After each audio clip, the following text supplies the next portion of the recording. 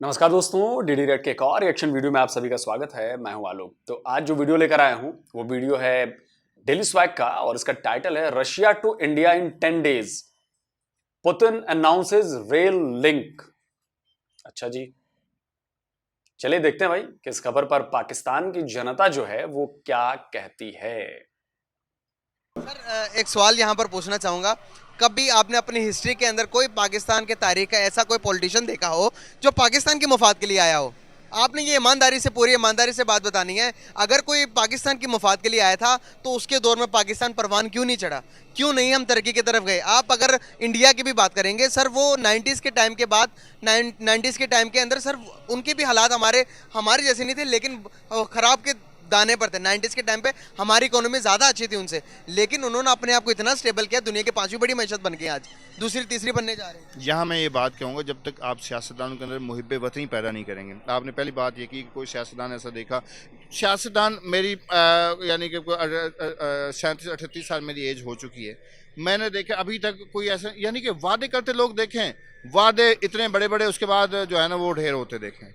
खान साहब को टीम नहीं मिली हुई, ठीक है, खान साहब मुहिब्बे वतन है, खान साहब कोशिश कर रहे हैं इस मुल्क की बेहतरी के लिए, लेकिन उनके पास टीम नहीं है, अकेला बंदा है। देखें, हम कहते हैं रियासत मदीना की बात खान साहब करते हैं, लेकिन रियासत मदीना के लिए ज़रूरी है कि अवाम भी तो सहाबा कराम जैसी हो ना।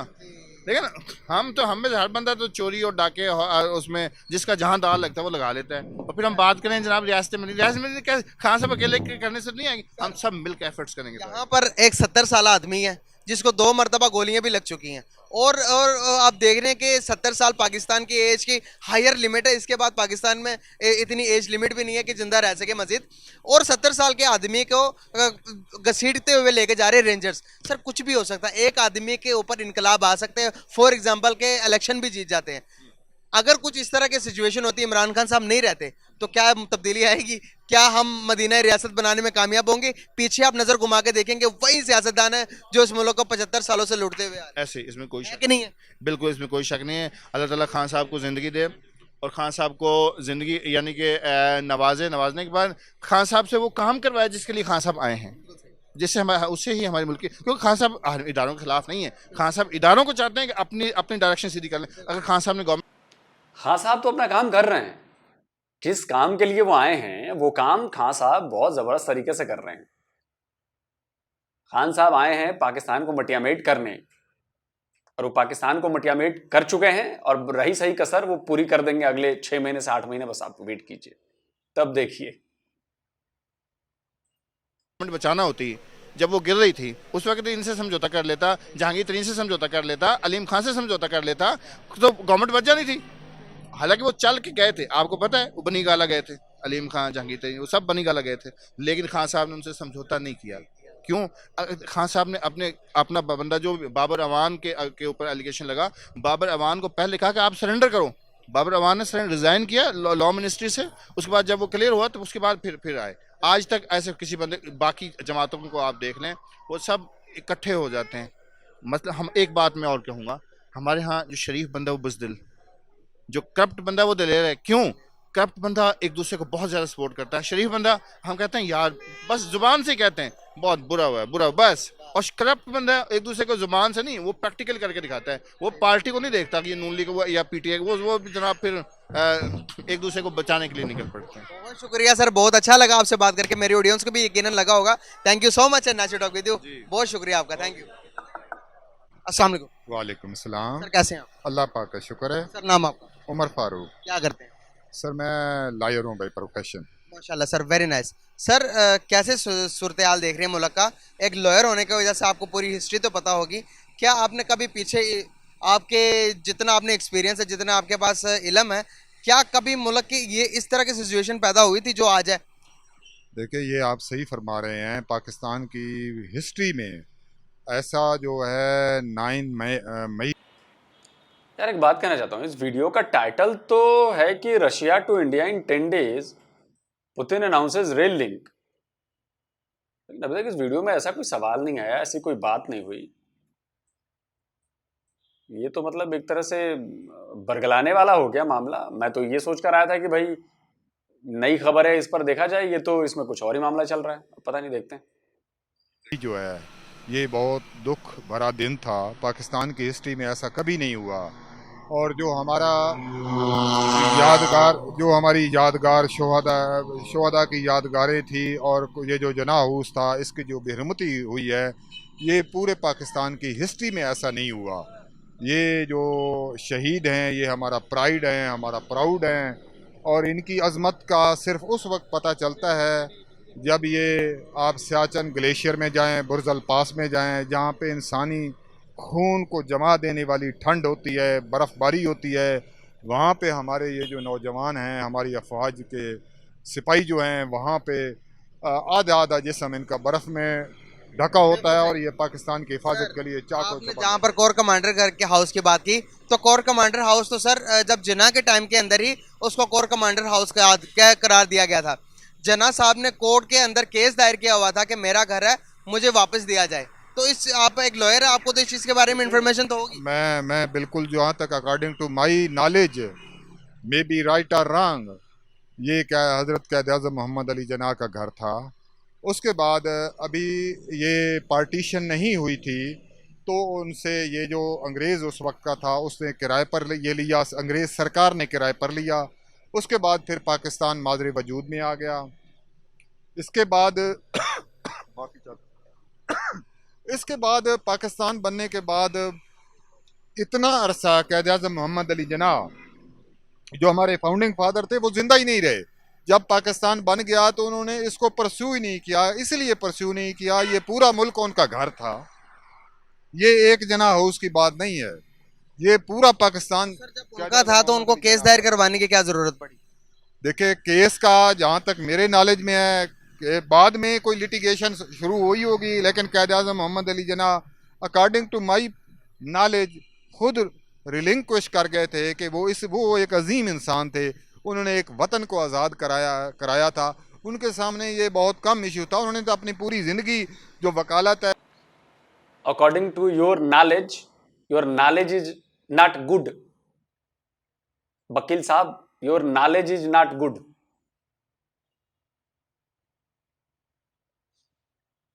अरे थोड़ा सा तो रोस्ट करने दो यारो।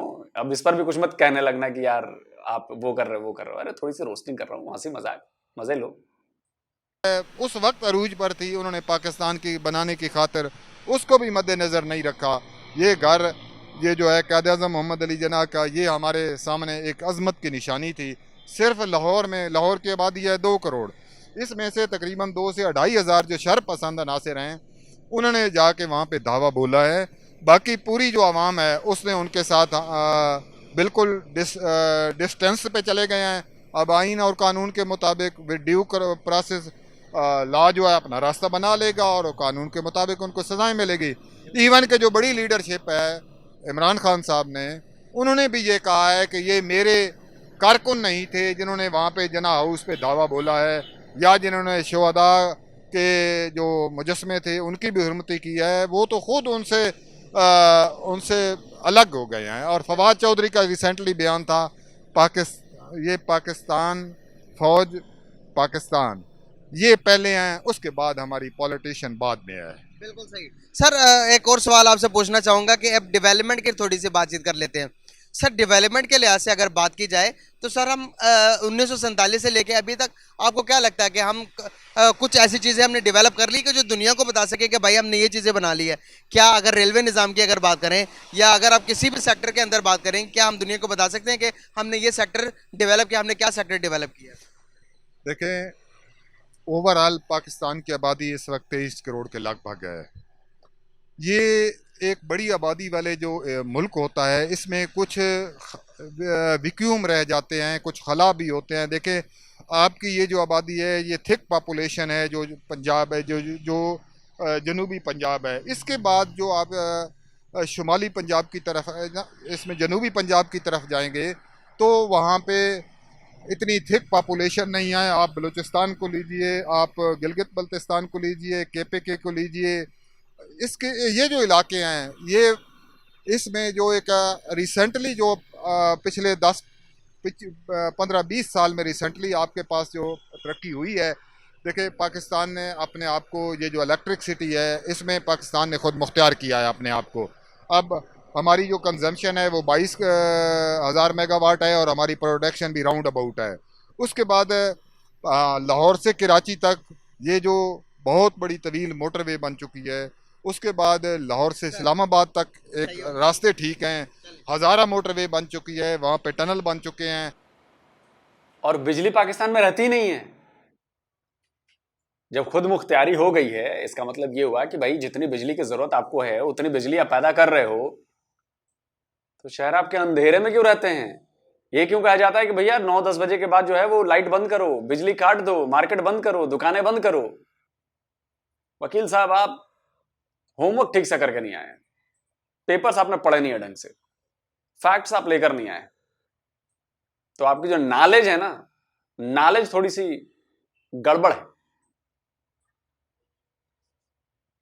और उसके बाद ठीक है, कुछ रह भी गई है जगह, कुछ तवज्जो नहीं दी जा सकी, लेकिन ओवरऑल जो हुकूमत है, सी पैक का मंसूबा शुरू हो चुका है और वो तकरीबन ऑलमोस्ट इतनी डेवलपमेंट जितनी आपने मुझे गिनवा दी, क्या इन डेवलपमेंट्स को लेके हम किसी पड़ोसी का मुकाबला कर सकते हैं? आप बता दीजिएगा कि जितनी डेवलपमेंट्स हमारे पास है, क्या हम इनको लेकर किसी पड़ोसी का मुकाबला कर सकते हैं? हमारे साथ पड़ोसी मुल्क जो है वो अफगानिस्तान है, हमारे नाइबर में ईरान है, हमारे नाइबर में इंडिया है। देखिए, अकॉर्डिंग टू माई नॉलेज, जो इंडिया है वहाँ के लोग यहाँ पे कुछ जजेस साहिबान यहाँ पे तशरीफ़ लाते हैं एज ए नाइबर, तो वो यकीन करें जब लाहौर से इस्लामाबाद या पेशावर की तरफ मोटरवे पे सफ़र करते हैं तो वो कहते हैं कि हम हैरान रह जाते हैं, हमारे पूरे इंडिया में ऐसा कोई इंफ्रास्ट्रक्चर नहीं है जिसके ऊपर हम सफ़र कर रहे हैं। ये बहुत बड़ी बात कर रहे हैं। जी सर, वो मतलब है उनके साथ बात होती है, वो कहते हैं कि हमारे पास ऐसी कोई नहीं है सड़क जैसे आप लाहौर।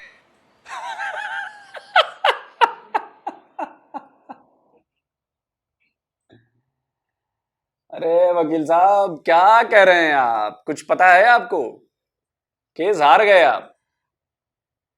आपने सबूत दिया ही नहीं कि भाई जो सुप्रीम कोर्ट के जजेस थे और वो पाकिस्तान गए और पाकिस्तान जाकर उन्हें ऐसा कह दिया।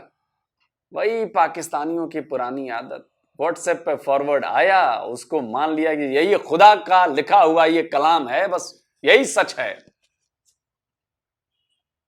कौन से जज सुप्रीम कोर्ट के चले गए पाकिस्तान भाई, और कौन से इन्होंने कह दिया कि यार ऐसा तो पूरे इंडिया में कहीं नहीं है जो इंफ्रास्ट्रक्चर यहां पर डेवलप हुआ है। बेगैरत आदमी, उम्र में थोड़े से बड़े हो आप, लेकिन बेगैरत आपको कहना पड़ रहा है। ये झूठी खबरें मत फैलाइए। आपने इंडिया का रोड नेटवर्क देखा है? आपने इंडिया के एक्सप्रेसवेज देखे हैं? बिना देखे जी हमारा चूहा सबसे बड़ा, हमारा चूहा सबसे बड़ा। शेर देखे नहीं आपने? हमारा चूहा शेर है, हमारा चूहा शेर है।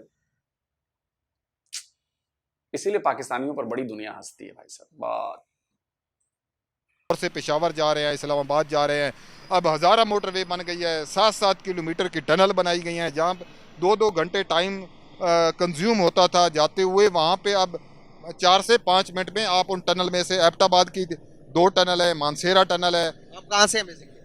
आई एम बेसिकली फ्राम पत्थर। पत्थर से हैं। सही हो गया सर। ठीक हो गया, चल रहा, ठीक है सर। अभी मैं आपसे ये पूछना चाह रहा हूँ कि अभी एक रेलवे ट्रैक बनने जा रहा है, किधर से? मुजम्मिल भाई को भी नहीं पता है कि भाई साहब कितनी लंबी लंबी छोड़ गए, क्योंकि इनको भी डेटा पता नहीं है, इनको भी यहाँ का इंफ्रा पता नहीं है। अब बेचारे क्या काउंटर करें? काउंटर करने के लिए थोड़ी सी जानकारी तो जुटानी पड़ेगी ना। मुजम्मिल भाई, थोड़ी जानकारी जुटाओ यार, मुझे वो लिंक जरा शेयर करिए, इन्हीं से मांगिए, आपके कांटेक्ट में होंगे कि भाई कब सुप्रीम कोर्ट के जजों ने, इंडिया के जजों ने कह दिया कि जी बाप रे बाप, ये तो गजब पाकिस्तान में इंफ्रास्ट्रक्चर है, ऐसी तो एक सड़क हमारे इंडिया में नहीं है भाई। प्लीज यार मुजम्मिल भाई, अगर मेरी बात आप तक पहुंचे तो प्लीज। रशिया से ईरान तक, और बीच में बेनिफिट किसको हो रहा है? इंडिया के जरिए बन रहा। सर अगर मैं बात करूं, आपको बताता चलूं, तो सर दुनिया अभी रिलायबल कर रही है सिर्फ इंडिया के ऊपर।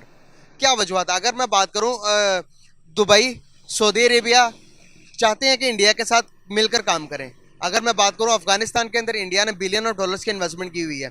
अगर मैं बात करूं, बांग्लादेश के अंदर इंडिया ने बिलियन ऑफ डॉलर्स की इन्वेस्टमेंट की हुई है। दुनिया इंडिया के साथ मर्ज होना चाहिए। दुनिया रिलायबल कर रही है इंडिया पर। ये अंग्रेजी थोड़ी सी मुजम्मिल भाई मुझे समझ नहीं आई, हो सकता है पाकिस्तान में अलग अंग्रेजी पढ़ाई जाती हो। रिलायबल कर रही है देखो, या तो इंडिया एक रिलायबल कंट्री है, या इंडिया पर रिलाई कर रहे हैं लोग। रिलायबल तो नहीं हो सकता भाई। दर्शक आप लोग कमेंट में बताइए। मैं भी अंग्रेजी का उतना बड़ा जानकार नहीं हूं भाई, मेरी हिंदी मीडियम से पढ़ाई हुई है, हिंदी मीडियम का आदमी हूं, सरकारी स्कूल का पढ़ा हुआ आदमी हूं, तो प्लीज आप लोग मुझे करेक्ट करिएगा। लेकिन शायद मुझे लग रहा है ऐसा कि ये गलत है कि रिलायबल, इंडिया पर रिलायबल कर रहे हैं लोग। नहीं, या तो इंडिया पर रिलाय कर रहे हैं या इंडिया एक रिलायबल कंट्री है, ये होना चाहिए। जहां तक आप लोग बताइएगा मुझे। चाहती है, काम करना चाहती है मिलकर, हम इंडिया से पीछे क्यों भागते हैं, दौड़ते क्यों हम इंडिया के नाम से, क्यों हम रिलेशन को बेटर नहीं करना चाहते, इसको थोड़ा डिफाइन कीजिएगा। इसमें मेरी गुजारिश ये है कि इंडिया एक तो इंसानी आबादी का 7वां हिस्सा है, इंसानी आबादी का, बल्कि छठा हिस्सा आप कहेंगे, इंसानी आबादी का छठा हिस्सा है, छठा हिस्सा है इंसानी आबादी का। और उसके बाद इसलिए एक इंडिया की एक आबादी है, उसके हिसाब से आप देखें जो ईरान की आबादी है और अफगानिस्तान की आबादी है, उसके एज़ कम्पेयर्ड इंडिया बहुत बड़ा मुल्क है। वहाँ पे एक उनको जो इकनॉमिकली बेनिफिट नज़र आते हैं, वहाँ पे उनकी प्रोडक्शन के कंजम्पशन के ज़्यादा चांस हैं। ओवरऑल जो पाकिस्तान है, पाकिस्तान की पिछले जो 3-4 साल हैं वो पाकिस्तान के एडवर्स रहे हैं, अदरवाइज तो पाकिस्तान ने बड़े अच्छे तरीके से अपने गोल अचीव किए हैं। बिल्कुल सही होगा सर। कोई मैसेज देना चाहेंगे?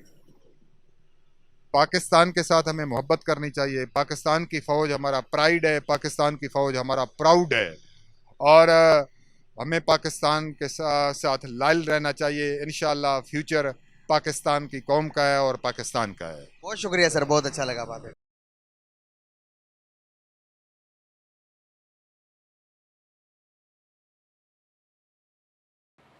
हमें चांद पर जाना चाहिए, हमें मंगल पर भी जाना चाहिए, हमें रॉकेट बनाना चाहिए, हमें अपने जेट बनाने चाहिए, हमें ये करना चाहिए, वो हमें हाँ करना चाहिए, ठीक है। दूसरी बात इन्होंने कही कि जी, क्या कही इन्होंने कि जी, यार वो बात ही भूल गया, रुको दोबारा सुनने दो यार।